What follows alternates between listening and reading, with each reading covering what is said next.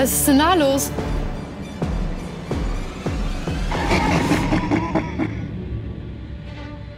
Ey Olaf, der Entgleiser hat in Block L Züge gefangen genommen. Wir brauchen dringend den Rettungszug.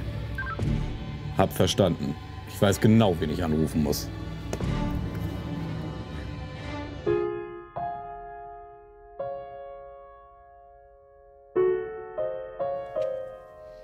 Ja, hallo? Hey, das ist ein Actionfilm. Oh, sorry, ruf nochmal an.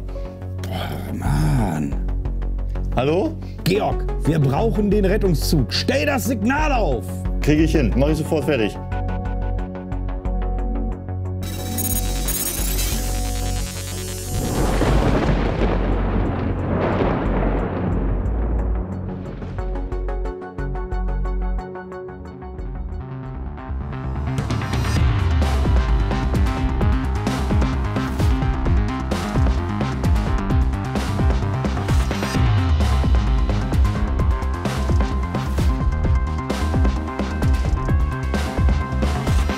Hier, Olaf, ich hab, was wir brauchen.